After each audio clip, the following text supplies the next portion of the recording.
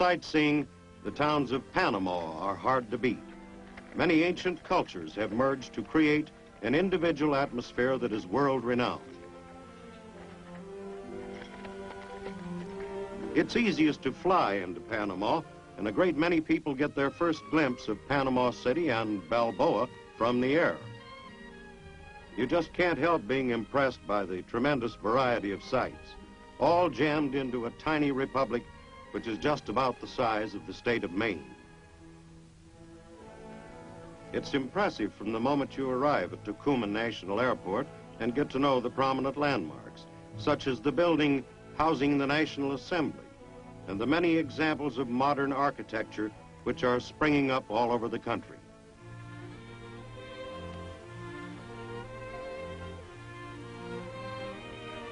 The homes are up to date and comfortable. The National Theater has been the scene of much intense comedy and drama.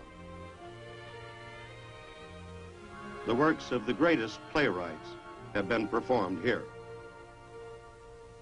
Most of the population of Panama is in its cities, and many thriving businesses make their living through working for the Canal Company. Of the nation's 750,000 population, 60% are of mixed Spanish and Indian blood, sometimes called mestizos. But there are many other races which have contributed to the making of a Panamanian.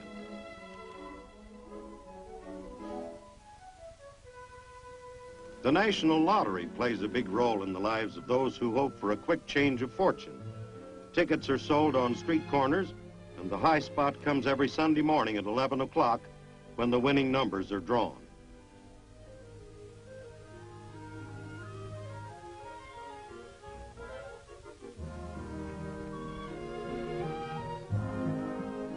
The streets are normally bustling with activity, but from 12 to 2 each afternoon, it's difficult to find a soul.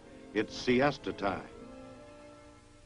Panama's Republican government is a half-century old.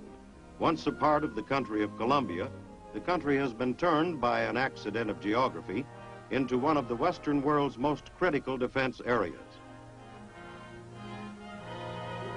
An independent republic was set up in 1903 when Colombia refused to ratify a treaty permitting the United States to build a canal across the isthmus.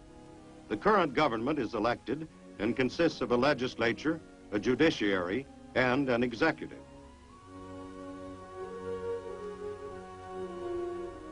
The presidential palace is a showplace which has had many short-term tenants in this land of low political boiling point.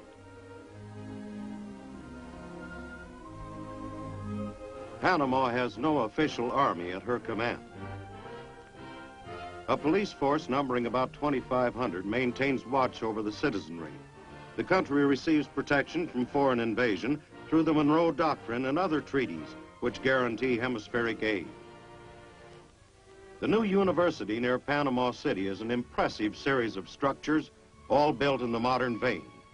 Like other countries of Central and South America, Panama has recently awakened to the fact that a higher standard of education is needed if she is to take her place at the council tables of the world.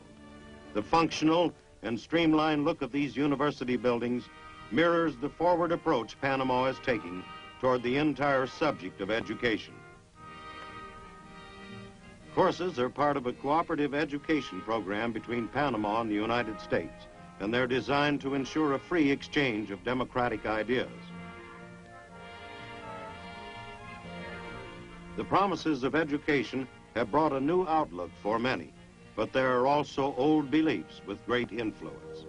Religion is closely tied to the daily life of most Panamanians. Long processions lead to the churches as the holy days are celebrated with great fervor.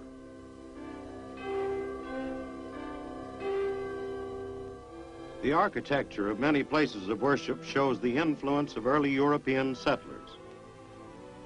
Ruins of the Church of San Domingo recall the exploits of the buccaneer Sir Henry Morgan, who sacked Panama City in 1671, and who carried away much of the treasures which had come over the King's Bridge from Peru for shipment to Spain. Yes, there are plenty of relics of historic Panama which link the people to 15th and 16th century Spain when the conquistadors discovered the isthmus and left their imprint on the land and its people. This monument is to the explorer Balboa, who in the year 1513 became the first European to gaze upon the Western Ocean, which was later called the Pacific.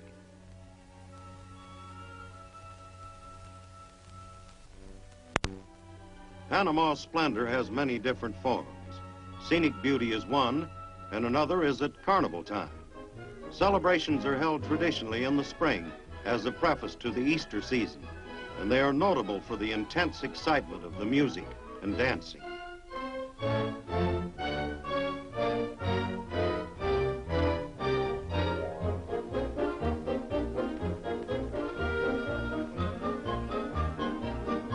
The beat of the bongo drums throbs through the city during the days and far into the night at fiesta time. Nightclubs are another source of entertainment, and the bill of fare is just about the same caliber as one can find in any large city back in the States.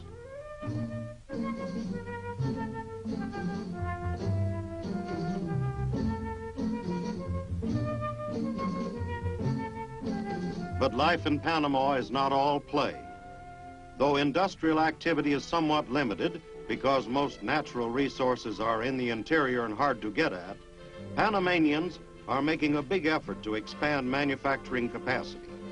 This giant cement plant represents one of the initial attempts to expand to a point where the country will become less dependent on imports and able to exist on what they produce. Panama depends on the United States for much of its subsistence.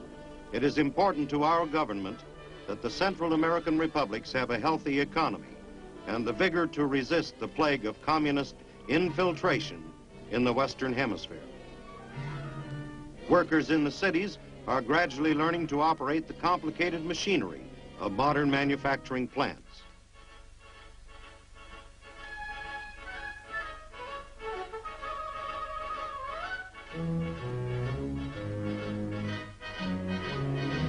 But it is not the same story in the interior, as you discover when you leave the concrete highways and push back into the agricultural regions.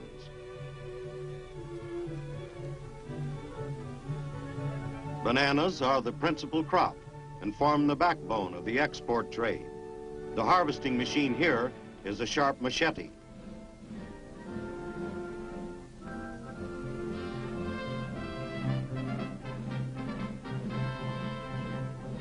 One slash and the fruit is off the tree and taken to be washed.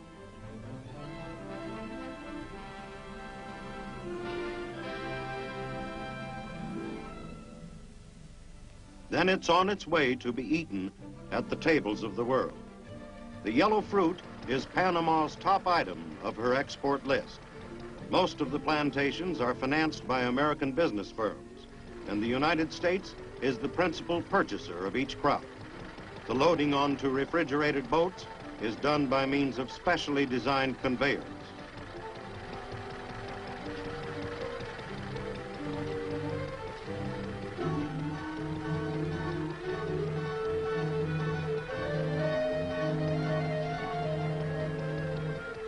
But bananas are not the only source of revenue.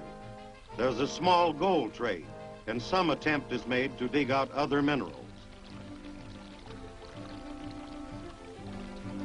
One other natural resource is the alligator.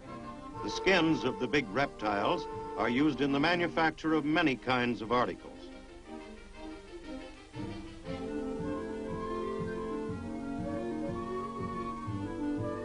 Smaller members of the gator family are used in their entirety.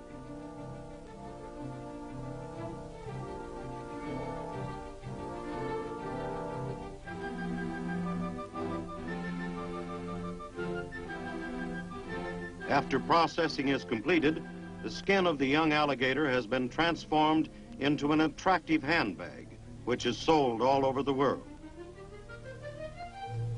Among Panama's many interesting peoples are the Montunos, whose villages are in the interior. They are a shy, industrious, yet friendly group. The men use their machetes for just about everything.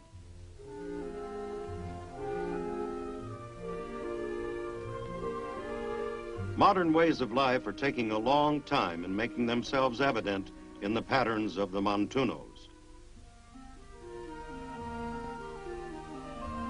Coffee is another product of importance. The stubby trees cling to the slopes of volcanic peaks which divide the isthmus.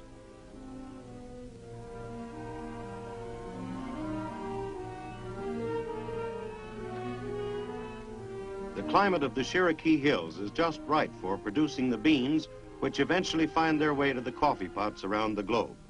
Even though Panama produces for international consumption, civilization has barely touched an Indian tribe which continues in a primitive way of life on the islands of San Blas. Though citizens of the Panama Republic, the Indians live according to ancient tribal laws and customs.